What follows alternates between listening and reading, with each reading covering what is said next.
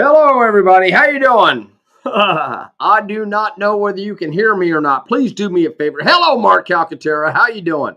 Hey, do me a favor and let me know whether you can hear me. Mark, can you hear me? Can you hear me? Can you hear me? Oh my God, I think I'm Mikeless. Uh, from privacy centers. I don't know, man. Hold on just a second.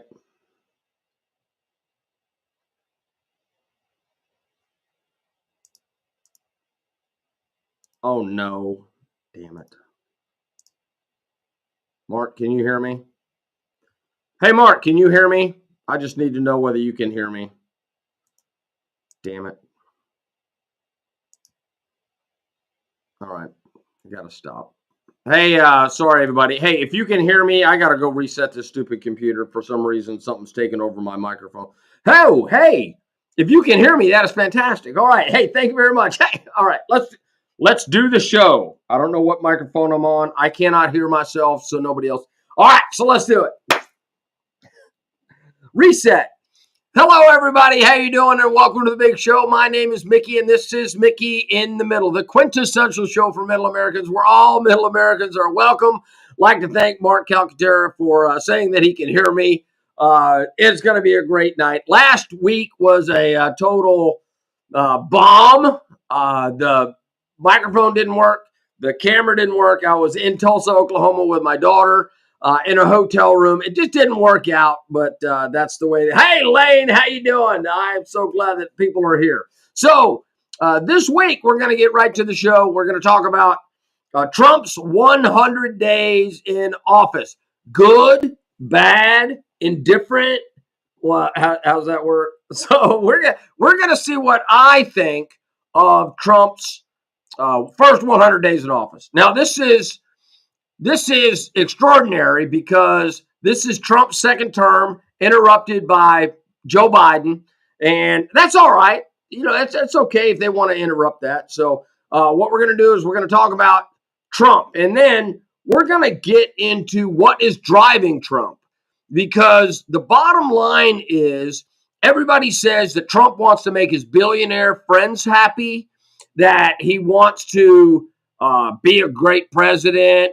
There's a lot of different motivations, but mainly it is because Donald Trump is a narcissist. He wants to enrich himself, enrich his family, and enrich the billionaires around him. That's the standard stuff. I don't think that that's it at all, and I will explain that. And I will get into the reasons why we're talking about this in a little bit. So let's do the regular format of the show, and let's go with this. So we're going to talk about the Constitution, a little nod to the Constitution. Hello there, Constitution of the United States and the Bill of Rights and 27 amendments thereof. The world population clock, there are 8,220,4,675. There you go. People occupying this planet with us. The debt clock is still kicking. It's up at 36,792,374. Do you guys know how much money that is? That is crazy. And why are we here? There it is, Donald Trump. Let's deal with this. Are you guys ready to deal with this? This is from Time Magazine. Got to give a nod to them, but let's talk about Trump and what's up with Trump.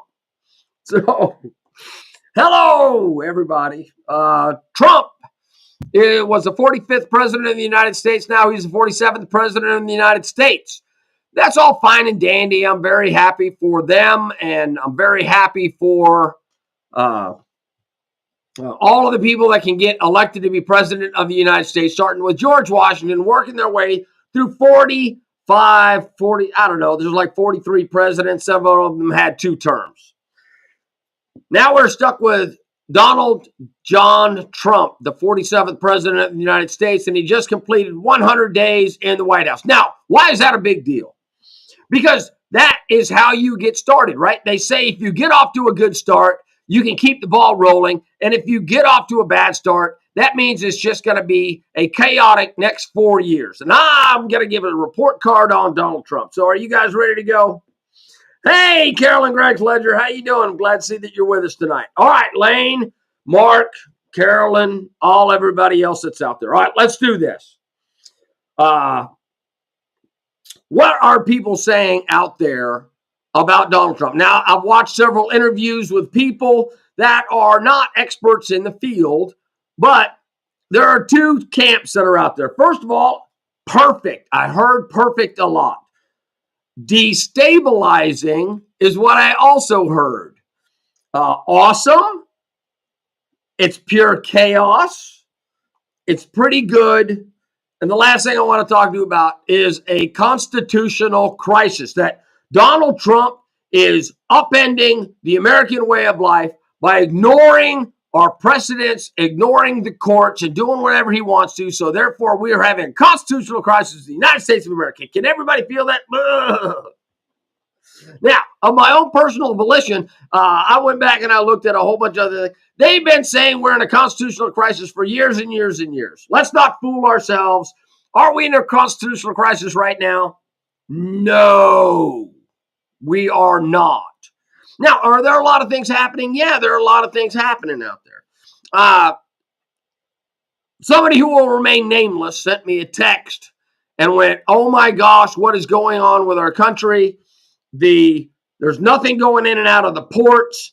Singapore is going crazy. We're probably going to run out of food. The electricity is going to be shut off like in Portugal and in Spain. This is bad. It's going to be the end of America as we know it." My response to that was, we're not doing that bad. We're doing all right. And then I got back. I don't think so. We're not doing good. And we're expecting an economic collapse. We're expecting the grid to collapse. We're expecting food supplies to collapse. So I put together some numbers, and let me get to the text because I want to specifically get to the numbers that I sent this individual because the individual had some serious points to be made. And let's see what I got. Here's the deal with the situation in the United States of America. We are doing okay. Are we doing better than we've ever done before? No. Are we doing as bad as we've ever done before? No. But are we hanging in there? You bet we're hanging in there. We're doing all right. The primary concern that the person had was, are we all going to starve to death? And are we going to just be out of energy? And is the grid going to collapse? And is there going to be pure chaos? And what I said was, here's the real deal. The news's job, the mainstream reporters, and all of the social media influencers that are out there right now, is to make things look worse or better than they really are, depending on whose side of the political fence that the individual is falling on. The reality is that supply chains may be disrupted a little bit, but not enough to significantly impact the way that we live our normal everyday lives. Excuse me. Will some things be affected? Yes, but not the majority of things. Imports are only 15% of the United States economy. You can look that up if you want to. China makes up a large chunk of our imports, but that is in the form of toasters, TV, and Happy Meal toys. So if you think about all the stuff that we get from China, we get a whole bunch of stuff from China, but do we have to buy the things that we get from China? And then they go, well, if we don't import the things from China and we don't make them here, can we survive without them? And the answer is yes. We all have toasters. We all have microwaves. We all have TVs if we don't do that. Well, what about the people that are selling them? Well, the people that are going to be selling them are going to be selling different things. They're going to be selling American toasters. They're going to be selling American Happy Toys. They're going to be selling utensils from the United States of America, or Amazon and a bunch of other corporations did a really big thing. They heard about the tariffs coming, and what they did is they imported a bunch of stuff early and they stocked up like it was Christmas. So they have the stock rooms are all full. So of all of the stuff that we get from China and from Europe and from Africa and from Australia and from Canada and from Mexico, if it's a hard good, something that can expire, then they stocked up on all that stuff. That's what Amazon did. That's what a lot of other companies have done. Now, The next question is, are we food secure? And the answer to that is also yes. We are indeed food secure in the United States. We're also basically energy independent. Do you remember the COVID when they shut everything down, including international trade and logistics? We survived that by making a few small adjustments. They shut China down. They locked them in their houses. How did we ever survive through COVID when China locked their entire country down? And yet we survived. The only thing that we ran out of was toilet paper. Remember when everybody was going to the toilet paper? Yeah. And the only reason we were running out of toilet paper was because people were hoarding it. I do what I always do. I just showed up one day and I bought myself a 24 pack of super big toilet paper, and that was it. I didn't go get bundle after bundle after bundle.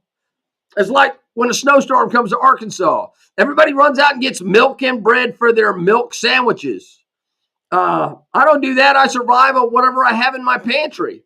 If I don't have milk and bread, then I eat soup. And I open up the cans of tuna fish that I have in there, and I open up the other things on the shelves because all the snow disappears in a few days. And that's the way that our economic system is right now. Yeah, we're going to have to make some adjustments. We might not have the emergency milk and bread, but we have other things that we're going to be able to use. America is food independent. There's a reason. The United States economy is very durable. It's durable because it's so big, so flexible, and so diverse. It really is amazing how good our economy is. If you think about our economy and you think about our food security, if you started on, so last year I went on a motorcycle ride to, what's the name of the air show? There's an air show in Wisconsin, Oshkosh, Wisconsin. I went to Oshkosh, Wisconsin. I jumped on my motorcycle. Was it last year or the year before? I think it was last year and then 2 years prior to that. So anyway, I headed out to Wisconsin on my motorcycle. And as soon as I got a little bit north of Cabot, Arkansas, I started seeing stuff that was growing in the fields. Because as far as you can see in both directions, off of I-57 now, 57 now, but it was 67, 167. As far as the eye could see in both directions, you know what was there? Food. They were growing things out of the ground, and it was making food. And it continued like that through Missouri, through Illinois, all the way up into Wisconsin. As far as the eye could see in both directions, but nothing but cornfields. You know what's further than the eye can see when you're going up in the highway? More food. Because the farms are not just next to highways. They expand for miles and miles and miles in every direction when you're in Arkansas, Missouri, Illinois, and Wisconsin. The primary crop was corn. But if you go to Kansas and you go to that part of the Midwest, that's all wheat. If you go south of here, it's soybeans. What about Mississippi and what they're growing over there? It's the amount of food that we have in this country is absolutely crazy. And then you get down to Oklahoma, Texas, Arkansas. Look at the amount of cows that we have. We have so many cows, it's absolutely crazy. I don't know what the count of cows is in the United States of America, but I guarantee it's Mooney. It's Mooney. We're talking about cows. I'm from Arkansas. You know what we have here? We have Tyson chicken. They grow the chickens locally. They whack the chickens in a factory. They put them in a package. They send them all over the country. We are not going to run out of food in the United States of America. So I don't care whether we shut off all imports from China. They're not sending us the one thing we need to survive, which is food. I don't need any more TVs. I don't need microwaves. I don't need computers. We all got computers. We all got phones. Can everybody survive without a phone? I'm going to tell you right now, we can survive for a while without phones. And hopefully all this trade and tariff stuff is going to get all fixed up. What about energy independence? What about how do we run the lights in our houses? Well, we have nuclear plants all over the United States of America. Now, apparently, we also have wind farms and solar farms. Now, I'm not a big fan of the wind. I think they kill way too many birds. They have a mile worth of solar reflective panels out there in Arizona that they're shutting down because They're death rays for birds. Any bird that flies into certain places just get fried. But the solar is important. Wind is important. Uh, hydroelectric is important. Coal is important. You know what we have in the United States of? You know what we have in the United States of America? Natural gas, fracking, and coal. We got more than we can. All we have to do is just start digging more and just send it out throughout the country. Coal is a big driver of the economy in Arkansas, and it runs a lot of our power plants, but we also have hydroelectric, and then we have Nuclear One, which is down there off of I-40 and Lake Dardanelle. Dardanelle. So what I'm trying to say is when everybody starts panicking about the United States of America and they go, oh my gosh, it's the end of the world. It's not the end of the world. We are food secure and we are energy secure. We might have to make some adjustments. You know, the companies like Kellogg's and Quaker and Mills or whatever the Mills company and all the companies that make the cereal, they're making it right here in the United States of America out of American homegrown food. And like I said, we have all the chickens we need right here in Arkansas. Arkansas is the #1 exporter of rice in the world. We just stopped exporting rice because China and Japan and all those countries don't want it. Did you know that the tariff in Japan for American rice is like 500%? It's like crazy. Japan does not want any of our rice. And we're like, hey, if we're buying your rice, you should buy some of our rice as a reciprocal tariff. But anyway, back to the economy and what I was trying to explain to my friend on this thing. We are food secure. We are energy secure. Next, let's talk about the Dow Jones Industrial Average. Now, did you know that the Dow Jones Industrial Average is up 7% from 1 year ago? It's up actually more than that now. Now, it was up like 12%, and then it dropped down, and now it bounced back, and it's at 7% higher than it was 1 year ago, and the Dow Jones went up another 100 and some odd points today. Now, got off to a really shitty start this morning. It dropped like 500, and then it bounced back 500, and then it went above the line to like 125 or something like that. So this is one of the biggest rallies in the history because everybody panicked when Trump said tariff, and everybody panicked. And remember what I said last week or the week before about billionaires and about how billionaires are manipulating the market. And when the market goes down, billionaires make money and the hedge funds make money and the stock market makes money or the stock market portfolios make money. They make money on the way down because they sell stocks short and then they buy all the stocks back when it's short. So they make money when the market goes down and then they make money when the stock market comes back up. Because what they're trying to do is they're trying to trigger a panic to get you and mom and dads next door and grandmas and grandpas and everybody that's investing in the market to sell because they want them to panic so that they sell as the price goes down. They make money on the way down and then they buy all those shares at a cheaper price and then they force it to go back up because they start buying again and then everybody starts buying. Supply and demand in the stock market. But the stock market is huge. It's huge money. All they wanted to do was punish Trump. So they did. But while they were punishing Trump, they were making money. They were putting money in their pocket on the way down and on the way back up. So like I said, the Dow Jones Industrial, when I wrote this, it was up 7% from last year. But now it's up more than 8% from last year. And it's only down 1,675 points at this stage of the game. So if you go on to the Dow Jones Industrial Average and you click it in and you go year to date, we've lost some. But if you go down back 1 year, we're up 8%. And you got to remember, if you're up year to year, that is a great trend. It has been in an upward trend. If you look from April 7th up, it's been on an upward trend since April 7th. So all of the panicking that was happening because of Trump's tariffs and Trump's immigration policies and the way that he was treating the world and the way that he was looking at war and everything like that, it wasn't as bad as people thought. You want to know why? Because we are very resilient as Americans. Our economy is strong. The labor force is strong.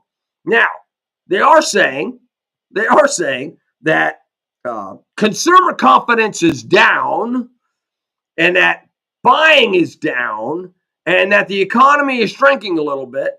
But in the big picture, a little bit is not a bad thing if you have a smaller contraction, but then later it results in a larger, prosperous economy for everybody. So anyway, down 1,800 when I wrote this. Down 1,800 is barely a bump in the road. I promise you we are good to go. And if that changes, I will let you know. So that was my comments there. Don Ledger says we need to take control. We need to take control of our medicine. Right. So, yeah, I think that Donald Trump is going to try to do something with medicine later in his term. But right now he's got his hands full. So this is my report card on Trump and my comments on what's going on with Trump. Trump 100 days. Perfect, destabilizing, awesome, chaos, pretty good constitutional crisis. So let's talk about constitutional crisis. Ladies and gentlemen, we're not in a constitutional crisis. Do you know what a constitutional crisis is? A constitutional crisis means that we have we have three parts of government. We have the executive branch, the legislative branch, and the judicial branch. And when two of them fight, it's par for the course. The legislative branch is always trying to do something that the courts will find is illegal. I need you to understand that. The Congress is always doing stuff that later the courts find to be illegal. So if you write a law that discriminates against somebody, let's say that you say that we're going to have the FCC, the Federal Communications, write a bill called, what is the name of that doggone thing? The Communications Decency Act. The Federal Communications Decency Act. It said that you're not allowed to cuss on TV.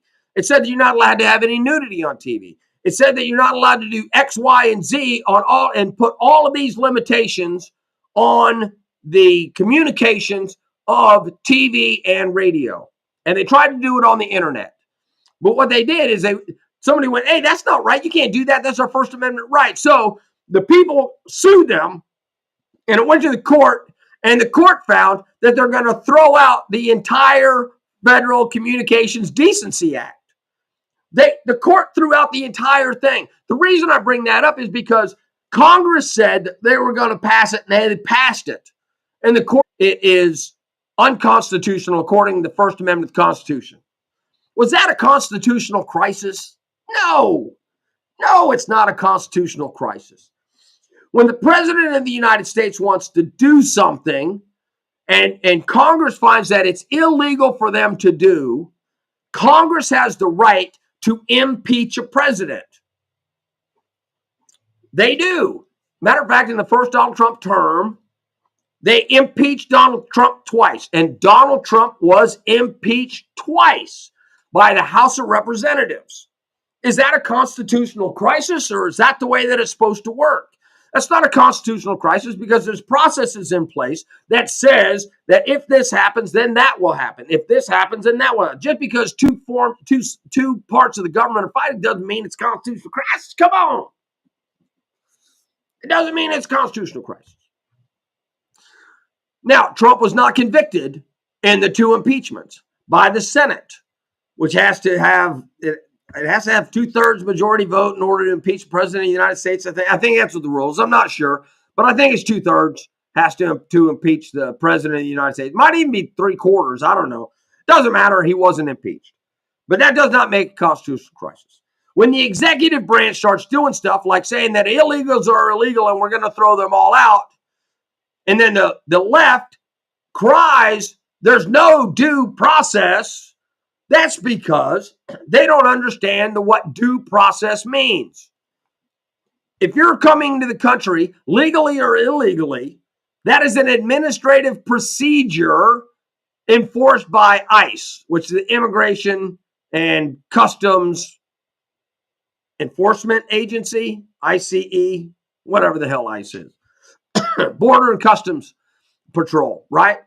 So that's an administrative procedure. So if you come to the United States and they catch you, they go, hey, look here, you can't stay here. The process for this is to take your name, figure out who you are, figure out what country you came from, and then return you to the country. They don't even have to ask a judge. That's just a process. Now, if you're in the country and you have a visa or if you have some type of a legal form of being in here, sometimes that has to go to a judge, but we have immigration judges for that. So the immigration judges are a different set of judges than the criminal and civil cases. Sometimes they're the same, but most of the time they're not, right? So you have immigration judges that deal with this stuff all day, and they determine whether you can have the ability to stay in the United States of America because you've claimed asylum, or whether you have falsely claimed asylum and you're going to be returned to your country. That's what happened to that Maryland dad. The Maryland dad had 2 deportation orders, but one of those was put on hold. That was put on hold because he said he was threatened by a rival gang. If he goes back, he'll get killed. Well, that rival gang isn't here anymore. So that means the administrative process can go on. That's not a constitutional due process crisis. That is a paperwork issue. So even if the Maryland dad was brought back to the United States, they would go, hey, look here, immigration judge. He's got 2 deportation orders. The hold is no longer in effect, and we're going to export this guy as soon as you give us the okay. And they went, hey, then he's going to have 3 deportation orders. They're just not going to have a hold. That's not a constitutional crisis. That's just the way the systems work. And that's important to understand, that we're not having a constitutional crisis, although people are claiming that. So let's go next. Doge. Doge got off to a shitty start. You want to know why Doge got off to a shitty start? Because they started reducing personnel rather than starting where they should have started, with which was processes and fraud, waste, and abuse. If Doge would have started with that rather than starting off firing federal employees, the Doge thing would have went much better, because then it would have gone, hey, we found fraud in USAID. We found fraud in commerce. We found fraud here. We found fraud there. We found waste here. We found bad systems here. We found all kinds of stuff. And apparently Doge has only saved $160 billion. Now, they said they were going to save $1 trillion, and they might get to $1 trillion. But right now, the number is $160 billion. I would like to point something out. $160 billion is a lot of money. It's a crazy amount of money. You would not believe, we only have 330 million people in the United States of America, but 1.6, or what did I say? $160 billion. $160 billion is still a lot of money. And considering that it's being done by less than 500 people, that's money that was well spent. So Doge got off to a horrible start, but now I think they're cooking, they're making gas, and I think that they're doing pretty good. And I think that once they get it all straightened up and they figure out what all the intricacies of all the different agencies are, they're going to be able to write programs to fix all this stuff, and they're going to be able to save us a lot of money. So Doge is probably going to be well worth it in the end, but it got off to a bad start, but they're doing. So I'm going to give them a C- just for the optics and making it look good. So, okay, so constitutional crisis. There is not one, so I can't give a grade to that, right? Trump versus the courts and due process. There's not a constitutional crisis, and it's an administrative process. So I think that Trump going against the courts is not acceptable. However, he is enforcing immigration by statute and by processes that are administrative. Let's see, Doge. Tariffs. It's a C. It passes. So tariffs, and here's the reason why I say that. If you believe that the United States of America is being treated unfairly, according to international trade lines, and everybody is using the United States of America as a punching bag in trade, like I said earlier, Japan has got a 4 or 5 times tariff, 400 or 500% tariff on rice into Japan. That's not acceptable. We ought to be able to make that fair across the board. We have rice, they have rice. We're a bigger country, they're a smaller country. They ought to be able to buy rice from us. We ought to be able to buy rice from them. But it shouldn't be we charge them 0 tariff and they charge us 4 or 5 times 400 or 500% tariffs. Cannot have that. The rest of the world, when he says, hey, I'm going to charge you 80%, 90%, 50%, and then go 10%, 10%, 10%, and then leave Russia, North Korea, Iraq, or Iran, and the Maldives or somebody else off of the tariff list, that's bullshit.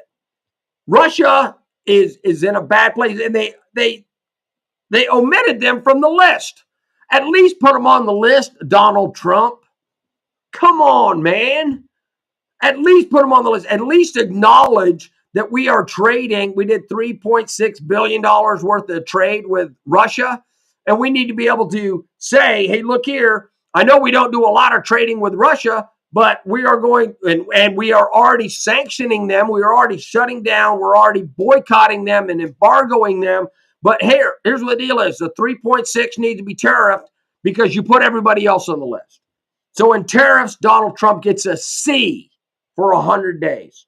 It's working. They're in negotiations, but I can't give him a failing grade because we don't know whether it's failed or not. We can't give him a passing grade of an A because it's certainly not an A performance, a B performance. It's just a C minus.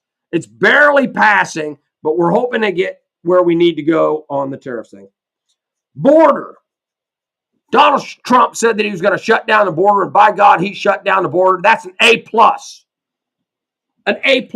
Do you know how many people came into in the United States last month? 20 people. It used to be thousands upon thousands upon thousands. We all saw the numbers. But last month it was 20. You want to know why? Because although nobody knows the specifics, they're all assuming that those people were medical and that they had to be brought into the country so that they could be treated for medical conditions. So that means that the border is shut down. All of the people that are trying to get into the country have to come through a port of entry, and the port of entry is going to be very, very strict. All of the NGOs that were in USAID are now gone. Look how fast the border and immigration policy stopped. As soon as USAID, United States Agency for International Development, shut down and stopped giving money to NGOs to import people into the United States of America, all of a sudden border crossings are down to beyond low levels. I think that is absolutely amazing. You shouldn't be able to come to our country unless we know who you are and we have a full accounting of what you have done in your past so that we can make sure that you are not going to be trouble for the people that are already here. We already import 1 million people every single year through normal channels, and that is in a lottery system if you make the cut. So you apply to come into the United States of America. They put your name in a big tumbler. It comes out on a rotisserie, and you get to go, hey, this person is coming to the country. That's the lottery of a lifetime in order to be picked in that. All the people that were coming across the border illegally skipped that step. There are people all over the world that are trying to do it the right way, but those people ruined it for so many. So I'm glad that we still have legal immigration, but I'm glad that Donald Trump shut that down. So he gets an A+ on that. 2 things have come out of the conversation about the border thing that you may or may not know of. 2 things. Check this out. Birthright citizenship debate has now been written. They're saying that the 14th Amendment to the Constitution of the United States, which says if you're born in the United States, you're a citizen of the United States, was never meant to do anything except say that if you were a slave in the United States of America, that's why the 13th Amendment, the 14th Amendment go together. The 13th Amendment said, hey, there will be no more slavery and that everybody is equal And then the 14th Amendment said that if you're born in the United States, that means you're a United States citizen. People have taken it later and interpreted it wrongly, that if you're born in the United States of America, you're automatically a citizen. Now it's coming back and says, no, that is not the case. It was never intended to read that way. So that argument is now coming up to the forefront. You're going to hear more about birthright citizenship, because that is going to end up in the Supreme Court, and that's going to be a big deal. Right now, our Supreme Court is divided in the way that they view the law and the way that they view the Constitution, but birthright citizenship is going to be coming up. The second thing, and this is about to happen in the United States of America, it's already happened in Arkansas, where they have said that if you are operating a vehicle on a federal highway as a trucker and you are doing commercial business on a federal highway, you have to be able to speak and read English, because it is a safety concern. And if you are not able to speak English and read and write English, then you cannot be on the road. They've already done that in Arkansas, and they're already testing people as they come across. It doesn't matter whether you're white, Hispanic, or whatever. Everybody's got to take the test. Can you speak? And can you speak it, read it, write it? Can you pass the test? They're doing it. I saw it on the news the other day, and it was a white guy that said, hey, they made me take a test in Arkansas when I crossed the border to see if I could speak, read, and write English. And he was like, that's bull. And so we're already doing that in the state. So look for Trump's executive order on truckers and English, and that is a cursory comment along with birthright citizenship to the what is Trump doing with the borders and illegal. All right, Israel and Gaza. Trump said he's going to stop that on his first day. Well, we're 100 days in, and Trump and Israel and Gaza are still at war. The Palestinians, Hamas is still getting bombed. Hamas is still trying to fight back. Israel is going nowhere. We're going to blow them into kingdom come. However, simple fact of the matter is that Hamas and the Palestinians are not a major threat anymore, but they're not giving up. So they still have 40 hostages, and they're not giving them up. So that means that Israel and Hamas are still at war. Trump did not solve that, so he gets I didn't think about what I was going to give him on a grade for that. I'm going to give him a C. I'm going to give him a C on that. All right. Ukraine and Russia, F. He said he was going to solve Ukraine and Russia on day one, and it hasn't been solved. Now, listen, it's not Trump's fault because he's arrogant, narcissistic, egotistical, and crazy. Simple fact of the matter is that Trump is dealing with Zelensky and Putin, and it's not even our country. And he's got to deal with NATO. So NATO's got to say, Trump's got to say, Putin's got to say, Zelensky's got to say. So Trump is about to throw in the towel, but he has failed on his promise to end the Ukraine-Russian war. So he gets an F on that. I'm sorry. But he's still being arrogant about it. He's still being arrogant about it, right? So what do you do with that? So he's got a lot of good grades in here, but the bottom line is he's still failing, and he's still talking like he's going to solve that. And I'm telling you right now, Marco Rubio and the State Department is doing a great job. They did a great job when they were talking about Israel and the Palestinians and Gaza and Hamas. They're doing a great job trying to get Putin and Zelensky to talk and come to terms. Nobody knows what is being negotiated. Somebody was writing on the Facebook page, it doesn't even count if Trump gives Putin everything he wants. And I'm like, we don't even know what's on the table. We don't know what's on the table because Putin hasn't said what's on the table. Zelensky has said what's on the table. They're willing to negotiate and talk about border lines and about moving things and about what they'll give up and about what they're not going to give up. Zelensky's willing to talk. That's all Trump wanted. Zelensky's willing to sit down and talk with Putin and Russia about solving the problem.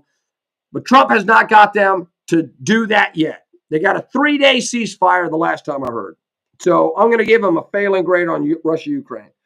The economy and stock market, we talked about that earlier. So I'm going to give him a solid B on that because it didn't go in the shitter, right? The economy is not in the pooper. It is just in not great shape. No, it isn't. It's in decent shape. We're doing okay. I did an entire diatribe. I did the entire diatribe on what I told my friend about the economy. So we're solid. We're solid with energy. We're solid with food. We're solid with the way that we do things in the United States of America. Is it going to affect us? Yes. But here's what the deal is. I'm going to give him a B on it because it's not as good as it can be, but the stock market's not down. Everybody still got jobs. We're doing all right. And then I guess my overall grade for Trump. And by the way, I don't care about Trump. Trump doesn't know me. I don't know Trump, right? I think that he's a narcissist. I think that he has good intentions. I think that he thinks that his way is the right way. I think he's an unconventional politician. We can't say that he's not a politician now because he's been in this since 2016. So now we're 2016, 2016, 2020, 24, 8, 9. He's been a politician for 9 years. So you can't say Trump's not a politician. He's learned a lot. So I'm going to give his start, the first 100 days of his presidency, I'm going to give him a B minus. I'm going to give him a B minus. And the reason I'm going to give him a B minus overall is because he has shaken up the bee's nest. He has got a lot of people on his side. Should it be a solid B, B plus? Maybe, but I'm going to give him a B minus because the thing in Ukraine is not solved. And we're still not clear what the tariffs are going to have an impact on us as Americans, good or bad. So we don't know. We know that the border is closed. We're energy secure. We're food secure. The Palestinian thing has not been solved. The Ukraine-Russian thing has not been solved. We're out of the World Health Organization. We're out of the World Trade Organization. We told the Paris Climate Conference or whatever the heck that was. We told them to piss up a rope as well. So we don't know the impact of that yet. So I'm going to give him a B minus until that.